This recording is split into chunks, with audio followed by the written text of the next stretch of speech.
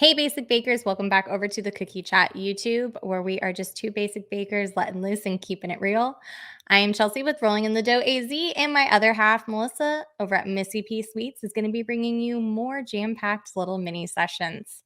Welcome to my next mini session. What am I going to teach you today? How to take multiple photos at one time. What? How is that a thing? It's a thing.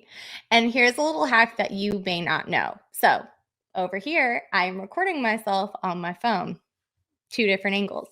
The magic. This is what we're going to do. So, I do have a phone. I do have, wow, I have a phone stand, and that is what my phone is linked to. Over on Instagram, in the stories section, when you slide over there, there is a little drop down. I'm going to start screen recording. All right, we're screen recording over here. So there's going to be a drop down on your left-hand side, and there's a little arrow that when you drop it down, it tells you what each of those buttons do. You're going to go ahead and choose something called hands-free. What that's going to allow is it's going to take a video, and while you are taking the video, you don't have to be holding down the button on the screen. It's just going to go for as long as you want or until you run out of time, or if you tap the stop button, it will stop. With that being said, what you can do is choose your filter if you want to use the filter. If you want to go no filter, you can do that too. Whatever is up to your liking. At that point, hit start. And what do? You pose. Miss Melissa in post editing is adding to this side because it's not mirror over here, my rendition of doing this. So pose, hold that pose for a few seconds, pose again in a different selected view. Keep doing that and hold that pose. Count to 3 in your head. That way, when you save it, what you can do in your saved section is screenshot. That way, it took you about 15 seconds and you had 4 different poses and you weren't like, oh, I didn't like that. Oh, I didn't like that one. You can change your smile, you can change your face, and it's going to be easy and seamless. What you can also do this for is cookies. I don't have cookies in front of me. It makes it a little bit hard to show you guys, but you can toggle over your cookies, hold it there, toggle over to another part, hold it there, and keep moving around. You can take screenshots. And then again, that way you can get more content to fill your Instagram feed if you are not working full time and have tons of orders coming in and tons of photos that you're able to take, or you don't have time to stage all these different views. Is again, video and screenshot. I hope this was helpful. Again, if you have not already, go ahead and like, subscribe, and ring the notification bell. Down below in the show notes, you will find our Patreon. If you find this information helpful, guess what? You get even more of this over there on Patreon. Our top 2 and 3 tier receive discounts, free items, all that good jazz. So if you're not already a member, what are you doing? Have a great day, Basic Bake. Hey guys, it's Melissa with Missy P Sweets here. We got so many requests from you guys for a tutorial on Google Forms. So that's what I am bringing you today. So to start a Google form, you're going to need a Gmail account. If you don't have one, go ahead and just slot one in. It's a great way. I'm going to show you how to set up all of the inquiries and everything be sent directly to your email. So it'll be a great funnel for you to be able to keep track of everything clearly. So the first thing you're going to do is log into your Gmail account that you need or that you have that you want the form set up with. So generally going to be your business account.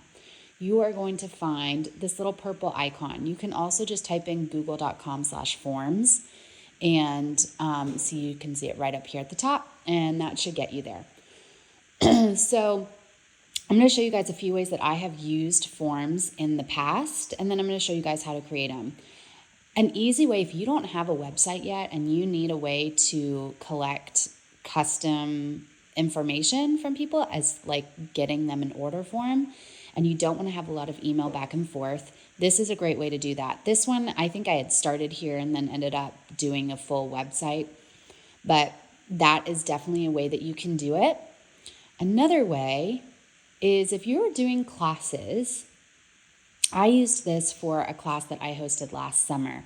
Again, it's just a way that you're capturing you're getting information to somebody and you're capturing all the information. You can share photos in here. So I'm going to show you my next one was when I did a pre-sale. You can make things required for them to answer. You cannot take payment on it. And if you cannot set a limit on how many times a person can select an item. So for instance, if you're having a pre-sale, you are going to want to keep an eye on those pre-sale items that are coming in, just to make sure that you cut that off yourself, because it doesn't have an automated system to do that. Those, I think, really are just the two drawbacks from it. But overall, it's a fantastic way to get started with something. So let's go into here's an end of school one I did in 2019. Of course, it's going to take a minute for it to pop up for me. But I'm going to show this one to you guys. And I want to scroll down here and show you how easy it is to show your images of things, and then how people can select what they need. I don't know if this one had a customization. It sure did. Perfect. So this has a customization option. I'm going to show you how to add in a slot. Now, the reason that this doesn't have a slot and it doesn't have this quantity is because I maxed out on how many I sold there. So what I did was I still let people see the image, but I removed this grid from it in real time so that they couldn't additionally purchase more. This one, however, it does have it. So those are kind of our three favorite ways to use Google Form. I'm sure there's endless possibilities, as you will see when we go. If you are going to start out, they have tons of templates, and here we can open it here. Pardon me, I'm getting over a cold. So you can absolutely start with one of these templates if you want to. There's all kinds of different ones. If you are more comfortable starting with something and removing things, absolutely do that. We are going to start a new one, and forgive me if I have to struggle through it a tiny bit because it's been a long time since I've created a form. But I'm going to use, let's see here. Let's use the one we were just looking at, and I will try and recreate it a little bit. So I started one over here, and all I did was go to that blank area in where you saw the templates, and I just selected the blank. At the very top, it had an area to add an image. So here, let me remove this. You're going to go to customize theme at the top if you want an image, and that's a nice way to set the tone. You can change the background colors, the colors all throughout. You can add an image at the top. They have some preset ones. You can upload your own. I'm just going to use this same image throughout my entire thing here because it just happens to be. Oh, and now you're not going to load. It just happens to be what is at the top of my photos right now. So there you go, I added that. So let's go back and look at this. I am going to just directly pick up copy from here and plop it in as we create this.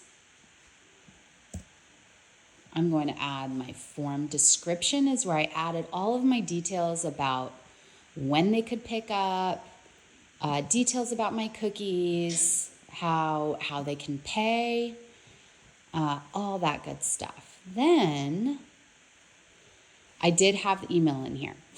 So I don't have it listed here. I believe I have it at the very bottom of my form here, but I did say by filling this out, you're opting into my my emails for marketing, but you are welcome to exit at any time. What would probably be better, honestly, is to add a yes or no section here. So let's go ahead and do that. So we're done with our theme. We want to add not a section. Sorry. See, it's been a minute. Section is if, for instance, you want them to fill this out first and completely hit submit, and then it'll take them to a completely new page. What we want to do is add a question. would you like to be added to Missy P. Sweets email? So adding that, I'm going to make it a multiple choice, yes, no. And here are the multiple choice options. So you can do a short answer. That, for instance, is if they are needing to fill in a name for a custom cookie. Paragraph if it needs to be long format for any reason. Multiple choice is what I chose here. You can do check boxes. It's the same thing with multiple choice. You can do a drop down. So those are kind of like your different drop down areas. You are also going to be able to do a file upload. So for your custom orders, that's a huge deal, right? All right, so we're going to do that, and we are going to say it has to be required. This is where you add that. All right, let's go back over here. First and last name. So this is, you can see it says it right here, pardon that in the background. That's our home phone. You can see right here it says short answer text. So we are going to, I'm actually going to add a question. First and last name, that's what we want to do. First and last name, and it is going to be a short answer, required. Easy peasy, right? You can also duplicate these. So if I have another one coming up and it's also required and a short answer, then I could do that. My next one is actually pickup time because they need to choose, are they going to do the first pickup option or the second pickup option? I'm going to stick with our drop down that we did because we did, it's not showing drop down here, but when you go to view it, you'll be able to see. So we're going to say pickup option 1. Actually, we'll just do that. Just leaving as option 1 and option 2. And that also is required because we duplicated it from this last frame. Let's go ahead and preview it real quick so you can see kind of what those drop downs are looking like. See? Drop down there that they have to choose, pickup option that they have to choose. All right, so that was our preview up there. That's enough of that section. I'm gonna go ahead and scroll down here. I even did an additional section to get more specifics about the cookies before they went to order, as far as I didn't want to bog them down with all that up there. They're going to get a reminder right here of what it is. So I did best teacher ever, and I personally added in the dollar amount right there, $5 at that time. Oh, let's spell teacher correctly, shall we? Okay. No. Let's see here. I'm just trying to see, add title and description. I'm sorry, guys. That is what I did. So I'm going to go up here. This was my old one that I did that had the multiple choice, and I can't do that, so I'm going to delete that. And this is where I did title and description. So this is where I said best teacher ever, $5, and this is where I could then add the description. Adding description. All right, and then I'm going to add a photo. So I'm going to add that same photo again because that's the one I have available. So there's my photo of it. Now, on photo, you can scale these down, you can scale them up. Those are pretty much your options there. So underneath this, we are going to add what I personally did was linear scale. I was allowing people, especially if this is something like a minis or something like that, I felt like that's how I got it to look like this. Now, you could do a drop down, you could do whatever. For me, I felt like this was the easiest way to display it so that people could understand that. So just quantity here. It doesn't even need a label. It's not required, obviously, because they don't have to purchase this option. Oh, whoopsies. accidentally did that. That's not the one I wanted to do. I'm going to hit delete. I'm going to add another description below that. Customized apple. I don't remember how much we said it was over there. Let's just throw in the same descriptions last time. Let's add our image again. And under this one, we are again going to, and here I'm going to show you how, we're going to duplicate this exact thing, and then we are going to move this section. So right here, where these little gray dots are, you can move it to wherever it is that you need. Is it not going? Of course, it's not going to let me move it below that. I vaguely remember this from last time, so I had to come down to the bottom. For some reason, on the bottom one, it doesn't like to let you add something above it. These are sliding all over on me now. All right, let's move this back down. There we go. So now that's showing up how I want it. We're going to do the quantity. We are going to add a short answer. And we are going to say names. Because the reason that you want names, I'm going to move this below, is if they choose 5, then they need to list all of their names, right? All right, let's take a quick look at how this is looking. Got all of our info there, our required areas, our drop down, pickup option, and then this is where they start to scroll through. They can select their option, customize apple. This is where they put their name. So that is how you create them. Now, all right, so let's talk about these 2 tabs up at the top. Now that we've created our form, we're happy with how it looks. Here's a few things that we need to do before we send this out to people. Responses. You want to make sure when you are ready, because you can have it in this mode when you're drafting, or when you've maxed out and you need to turn it off quickly, just go to not accepting responses.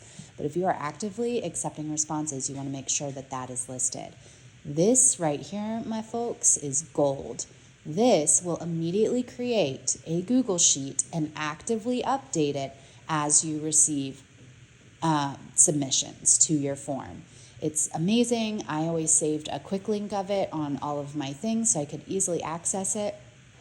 That to me was one of my favorite parts of doing Google Forms. Right here on this little these 3 dots is where you're going to turn on Get Email Notifications. That will then shoot you an email every time somebody hits submit. You can also download all the responses if you want. And yeah, you want to make sure that you select a response destination. So when it's being sent, it created, I'm having it create a new spreadsheet, but if you want it to go into an existing spreadsheet somewhere, then you select that. Let's go to settings now. We don't want to make this a quiz because you're not looking for feedback from people on it, but I think it's good to go ahead and send your responders a copy of their response, as it's almost as a receipt. Now, because this does not collect payment, you can do one of 2 things. What I used to do was I would create an order form based off of what they did here. You can either invoice them that way if you're using Square, PayPal, anything like that, or you say once you fill, because this also doesn't calculate their total. So you can have them send you what they believe they should be paying, but I would kind of recommend that you then reach out to them with their final total in some form or fashion and get the payment from them. Make sure that you're listing somewhere on your form that their order is not confirmed until you've received payment. Allow response editing. I wouldn't do that because that could mess you up on the back end. I definitely would not limit the responses because a lot of times I have people come back and say, oh, I forgot somebody, and things like that. So then when you've created it and you're happy with everything, all of your settings are how you want them, you go to send, and here's where you can it can even shorten the URL for you so it's not so lengthy. You can post it to your Instagram, you can post it to your Facebook, send it to your email list, whatever you would like. And that's how you do it. Then, one of the great things too, let me get back to, let's see if this will take me back. No, that will just move it to a different folder.